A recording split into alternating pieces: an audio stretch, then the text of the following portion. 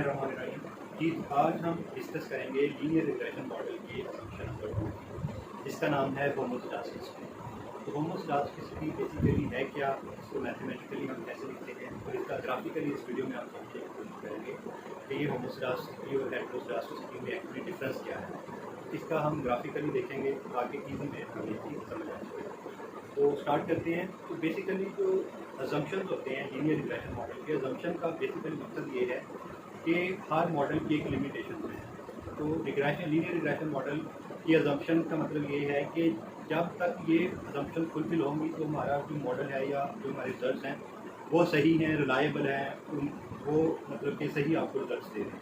लेकिन जब ये अजम्पशन पूरे नहीं होंगे तो जो आपने लीनियर रिग्रेशन लाइन डाटा के सेंटर में से गुजारी है तो वो उसके जो अल्फा और बीटा है वो हमारे इतने रिलायबल नहीं है, या हम कहेंगे कि वो इतने ट्रू रिप्रेजेंटेटिव नहीं है हमारी रियल डाटा की ये फॉर्मूला।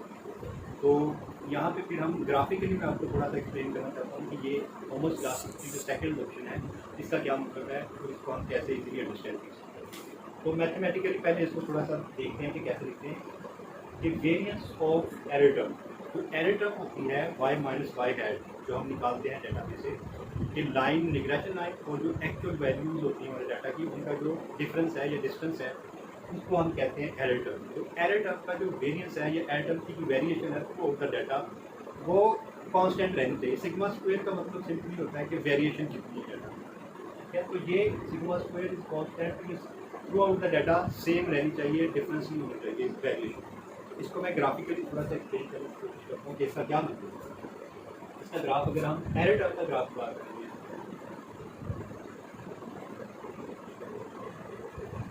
तो y एक्सेस पे हम लेंगे एरर टर्म्स जो हमारे पास y माइनस वाई हैट से हम निकालेंगे।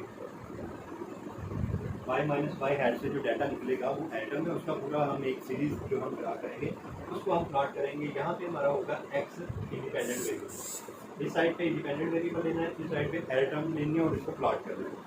तो एरर टर्म जो है उनकी वैल्यूज यहाँ से स्टार्ट होगी आपकी, ये आपकी zero line.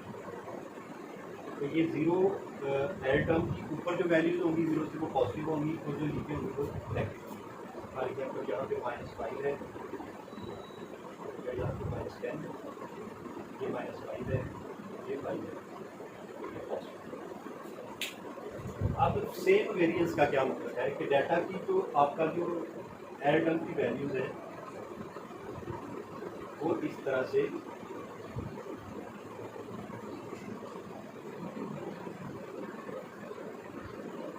Through out the data वो सेम वेरिएशन के साथ आपको मिला। अब ये देखिए जितनी वैल्यूज ऊपर हैं ये सारी पॉजिटिव वैल्यूज हैं एरर टर्म की, ये सारी एरर टर्म की पॉजिटिव वैल्यूज हैं ये वाली, और जितनी ये जीरो लाइन से नीचे हैं ये एरर टर्म की नेगेटिव वैल्यूज हैं। तो जितनी ऊपर है उतनी नीचे हैं, ये हमारी फर्स्ट अजम्पशन फुलफिल हो रही है कि जितनी पॉजिटिव वैल्यूज है उतनी नेगेटिव है। जब इन सारों को हम सम करते हैं, समेशन पी करते हैं, एरर टर्म को सम करते हैं तो ये जीरो हो जाती है। तो ये हमारी फर्स्ट जो अजम्पशन है कि zero sum of error terms यहाँ पे फुलफिल हो रही है। अब सेकंड जो अजम्पशन है कि variance of E I, variation देखनी है कि क्या शुरू में जितना डाटा क्लोज है इस लाइन से जितनी डिस्टेंस है क्या एंड तक वही है। अगर एंड तक सेम वेरिएशन के साथ हैं आपकी एरर टर्म तो आपका वेरिएंस कांस्टेंट है। तो यहाँ पे क्या है, वेरिएंस हमारा कांस्टेंट है, वेरिएंस ऑफ ई आई यहाँ पे कांस्टेंट है। और इसी को हम जब वेरिएंस कांस्टेंट होता है तो इसको बोलते हैं होमोस्टासिटी। अब एक और ग्राफ ड्रा करते हैं जिसमें हम हेटेरोस्टासिटी देखते हैं। हेटेरोस्टासिटी का मतलब सिंपली ये है कि हमारा जो वेरिएंस है वो सेम नहीं होगा, डिफरेंट होगा। शुरू में कुछ और वेरिएशन होगी, आगे जाके कुछ और वेरिएशन होगी, यानी कि वेरिएशन जो है डाटा की भी चेंज हो जाएगी। तो सेकंड हम ग्राफ ड्रा करते हैं हेटेरोस्टासिटी का।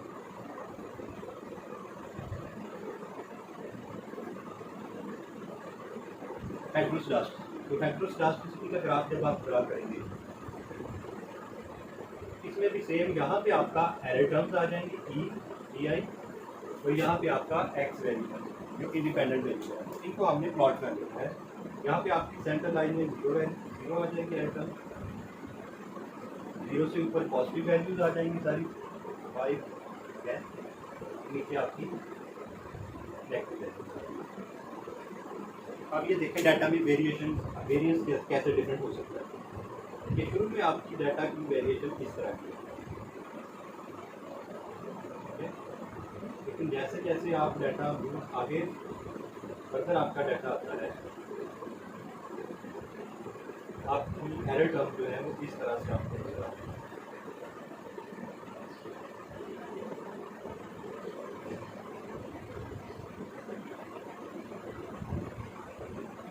अब ये देखिए आपको डाटा में क्या डिफरेंस नजर आ रहा है।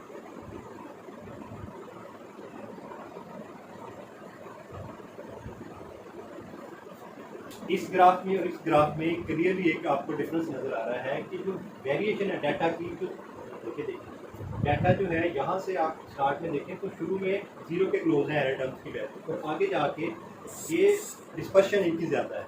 यहाँ पे वेरिएंस आप देखिए, यानी कि डाटा की वेरिएशन सिग्मा स्क्वायर यहाँ पे क्या है, लो है, यहाँ पे सिग्मा स्क्वायर लो है यहाँ इस एरिया में, और आगे देखें ये सारा एरिया जो है यहाँ तक, यहाँ पे सिग्मा स्क्वायर क्या है, ये लार्ज है। तो जब सिग्मा स्क्वायर या डाटा जो वेरिएशन है एरर टर्म की वो सेम ना रहे थ्रू आउट द डाटा, तो इसको हम बोलते हैं हेटेरोस्क्लेरोसिस। और अगर डाटा की वेरिएशन सेम रहे थ्रू आउट द डाटा, तो इसको हम बोलते हैं होमोस्क्लेरोसिस। हेटेरोस्क्लेरोसिटी को आप मैथमेटिकली कैसे जस्ट लिखें, जहाँ पे आपका सिग्मा स्क्वायर जो वेरिएशन है एरर टर्म की वैल्यू जब आप प्लॉट करते हो, तो अगर वो थ्रू आउट द डाटा एक जैसी उसमें आपको नजर आती है वेरिएशन, तो ये होमोस्क्लेरोसिटी है। लेकिन जहाँ पे ऐसा हो कि कहीं पे वैल्यूज़ क्लोज है एक दूसरे के और आगे जाके वैल्यूज़ चेंज हो जाती हैं, डिस्पर्शन जो है वो चेंज हो जाता है, वेरियस चेंज हो जाता है, तो उसको हम कहते हैं हेटेरोस्क्लेरोसिस। तो इसके और तरह के भी ग्राफ बन सकते हैं, जैसे आप इस तरह का अगर आप देखें प्लॉट, इसमें क्या होगा कि अगर आपकी वेरिएशन शुरू में ज़्यादा है आगे जाके कम हो जाती है, तो वो भी आपका हेटेरोस्क्लेरोसिस है। कि शुरू में अगर आपकी वैल्यूज इस तरह की नज़र आ रही है आपको, लेकिन आगे जाके ऐसे ग्रोथ हो जाती हैं, तो यहाँ पे आप क्या है, यहाँ पे वेरिएंस ज़्यादा है, शुरू में वेरिएंस ज़्यादा है, आगे जाके वेरिएंस कम है। वेरिएंस का मतलब वेरिएशन, डाटा का जो आपस में एक दूसरे से डिस्टेंस है, यहाँ पे क्लोज है वैल्यूज और यहाँ पे आपस में एक दूसरे से दूर। तो ये लीनियर रिग्रेशन की एक तरह से कहने की लिमिटेशन है कि अगर डाटा इस तरह का होगा तो वो जो उस तब हम जो रिग्रेशन रन करेंगे वो उतनी अथेंटिक नहीं होगी, उतनी वैलिड नहीं होगी। लेकिन अगर डाटा इस तरह का होगा, उसका वेरिएंस इस तरह का होगा, तो आपकी जो वैल्यूज़ हैं या आपकी अल्फा और बीटा जो है वो वैलिड है। इसको जो ग्राफ है एरर टर्म का, ये ड्रा कैसे करेंगे, बेसिकली अगर आपके पास डाटा है, आपका डिपेंडेंट वेरिएबल है वाई, आपका इंडिपेंडेंट वेरिएबल है एक्स, तो ये आपके पास कोई भी दो वेरिएबल, फॉर एग्जांपल ये डिमांड है, ये प्राइस है, तो ये डिपेंडेंट है आपका, ये डिपेंडेंट है। यहाँ से अब हमने एरर टर्म्स का ग्राफ ड्रा करना है, चेक करना है होमोस्क्लेरोसिस में है। तो ये वैल्यूज जो होती हैं इनकी बेस पे हम क्या करते हैं, वाई हैट निकालते हैं। वाई हैट क्या होता है, alpha plus beta into x. तो ये लाइन हमने ड्रा करनी है, यहाँ पे इसको वाई हैट बोलेंगे, यहाँ पे वाई हैट हम निकालेंगे, वाई हैट का एक कॉलम है। तो ये पहले तो आपको बीटा यहाँ से फाइंड करना है, फिर अल्फा फाइंड करना है। बीटा की या तो आप कोई सॉफ्टवेयर यूज़ कर लें, उसमें से अल्फा बीटा इजीली आप निकाल सकते हैं, या फिर वो सिंपली फार्मूला जो आप यूज़ करते हैं बीटा का, N summation X Y minus summation X summation Y, इसको सॉल्व और इसी तरह अल्फा का जो फार्मूला है वो यूज़ करके अल्फा और बीटा की वैल्यूज फाइंड करना है। ठीक है, तो सपोज यहाँ पे अल्फा की वैल्यू मैं कहता हूँ 10 आती है मेरी और बीटा की वैल्यू 2 आती है, तो ये हमारे पास वाई हैट की एक रिग्रेशन लाइन बन रही है। तो यहाँ से अब हमने क्या करना है, अगर यहाँ पे हमारी ये वैल्यूज़ हैं एक्स की 10 5 3, तो यहाँ से फिर वाई हैट कैसे ड्रा होगा, यहाँ पे अब हमने पहली वैल्यू इसकी फाइंड करनी है वाई हैट। तो वाई हैट 1 जो होगा वो ऐसे आएगा, तो यहाँ पे हम करेंगे 10 माइनस 2, यहाँ पे एक्स की वैल्यू पुट कर देंगे, यहाँ पे आ जाएगा 10। तो इसको सॉल्व कर लेना, ये वाई हैट की पहली वैल्यू है। इसी तरह ये दूसरी वाई हैट कैसे निकलेगी, 10 माइनस 2, एक्स की जगह पे 5 पुट कर देंगे। इसी तरह ये 10 माइनस 2 इंटू एक्स की जगह पे 8 पुट कर देंगे। तो ये Y 1 hat by 2 hat by 3 hat. ये आपको जैसा कि पता है कि एरर टर्म क्या होता है, ई इक्वल टू होता है वाई माइनस वाई हैट। इसी का बाद में हमने ग्राफ ड्रा करना है। ये दोनों एजम्पशंस अगर आपने चेक करनी है तो हमें क्या चाहिए, ई एरर टर्म का अब हमने यहाँ से फाइंड करना है। तो ये आपकी एक्चुअल वाई होंगी, ठीक है, वाई, इसमें से ये वाली वाई है इसको माइनस करते हैं।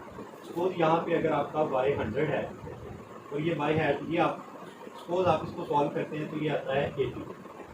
ठीक है।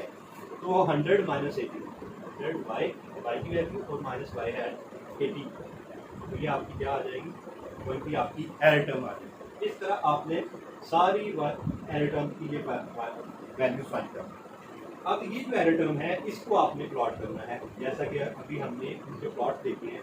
तो इस साइड पे आपने ई को रखना है और राइट साइड पे आपने एक्स को रखना है। ये एरर टर्म्स को अब आपने ऐसे प्लॉट करते हैं कि कहाँ कहाँ पे प्लॉट करना है, ठीक है। और जो ड्रा होगी यहाँ पे फिर ये जीरो की लाइन होगी सेंटर में, तो ये डाटा प्लॉट है आपका, ठीक है। दोनों कंडीशन अगर फुलफिल होने के लिए ये जरूरी है कि ऊपर भी उतनी वैल्यूज हो, पॉजिटिव वैल्यूज भी, एरर टर्म की पॉजिटिव वैल्यू भी जीरो से जितनी ऊपर है इतनी ही नेगेटिव भी उतनी होनी चाहिए। क्योंकि जब आप इन सारों का जब आप सम करोगे ना, ये सारी वैल्यूज का समेशन ई आई, इस कॉलम का आपने सम करना है, तो ये क्या होना चाहिए, जीरो होना चाहिए। तो ये फर्स्ट इसकी जो अजम्पशन है वो फुलफिल हो जाएगी कि एरर टर्म का जो सम है वो जीरो है। तो ये तभी होता है, ग्राफ में भी आपको नजर आ रहा है कि जब पॉजिटिव की और नेगेटिव की सेम वैल्यूज हों तो तब समेशन ई आई जीरो होता है। अगर इस तरह का ग्राफ आपको नजर आए कि ये आपकी जीरो लाइन है, पॉजिटिव वैल्यूज ऊपर ज़्यादा है लेकिन नेगेटिव वैल्यू कम है, तो आपकी जो फर्स्ट अजम्पशन है ये वायलेट हो जाएगी। यहाँ पे फिर summation E I does not equal to zero, ठीक है। इसी तरह एक और ग्राफ मैं अगर यहाँ पे शो करवाऊंगा आपको कि अगर यही डाटा आपका इस तरह का होता कि ये शुरू में ये वाली वेरिएशन होती है और आगे जाके इस तरह की वैल्यूज या डाटा आपको इस तरह नजर आता,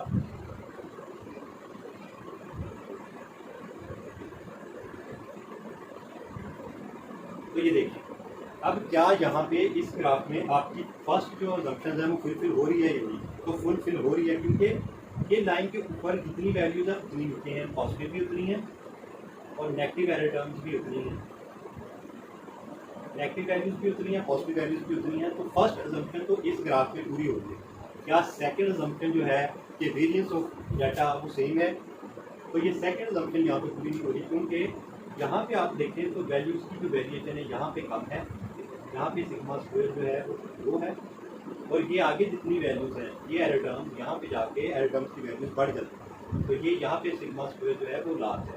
तो जब डाटा का सिग्मा स्क्वायर एक जैसा ना हो थ्रू आउट द लाइन, तो हम कहते हैं ये होमोसेडास्टिसिटी की अजम्पशन जो है ये वायलेट हो रही है। और इस अजम्पशन को हम क्या कहते हैं, अगर ये अजम्पशन वायलेट हो रही है तो उसको हम सिंपली बोलते हैं हेटेरोस्केडास्टिसिटी। तो ये जहाँ पे सिग्मा स्क्वायर सेम ना हो थ्रू आउट द लाइन इसको हेटेरोस्केडास्टिसिटी बोलते हैं, और अगर through out the line data same हो, वेरिएशन सेम हो एरर टर्म्स की, उसको हम होमोसेडास्टिसिटी। तो होमोसेडास्टिसिटी जो है इसकी जो रीज़न क्या है, उसका क्या सोल्यूशन हो सकता है, मोस्टली रीज़न इसकी ये है कि मॉडल में हम जो कोई अगर इंपॉर्टेंट इंडिपेंडेंट वेरिएबल्स होता है वो हम इंक्लूड नहीं कर पाते, या हमें उसका आइडिया नहीं होता। तो बेसिकली हमारी ये मिस्टेक होती है कि जो उस डिमांड को फॉर एग्जांपल हमने प्राइस लिखा है, प्राइस सिर्फ इंक्लूड किया है इंडिपेंडेंट वेरिएबल, लेकिन हो सकता है कि इनकम की वजह से हमारी डिमांड जो है उसमें वेरिएशन आ रही है, उस वजह से होमोसेडास्टिसिटी जो है वो वायलेट हो है। तो ये भी एक रीज़न हो सकती है। दूसरी रीज़न ये हो सकती है कि हमने जो डाटा की फंक्शनल फॉर्म ली है वो सही कि डिमांड जो है वो हमने सही ली, उसका फंक्शन सही लिया, या कई वेरिएबल होते हैं जीडीपी पर कैपिटा है या जीडीपी ग्रोथ है, तो हमें कौन सी फंक्शनल फॉर्म उसकी लेनी थी वो उसकी दूरी पर डिपेंड करती है। हो सकता है हमने उसकी रॉन्ग फंक्शनल फॉर्म ले लिया, तो उस सूरत में हमें फिर क्या करना है, उसकी फंक्शनल फॉर्म ठीक करनी है।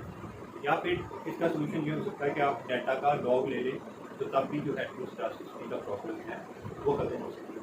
ठीक, तो अगर इस कंसेप्ट के मतलब आपके माइंड में कोई भी क्वेश्चन है तो आप कमेंट बॉक्स में जरूर पूछिएगा। और आपको ये वीडियो कैसी लगी लाइक कीजिएगा, इसको शेयर कीजिएगा, अपने चैनल को जरूर सब्सक्राइब कीजिएगा। तो मिलते हैं अगली वीडियो में। Thank you so much.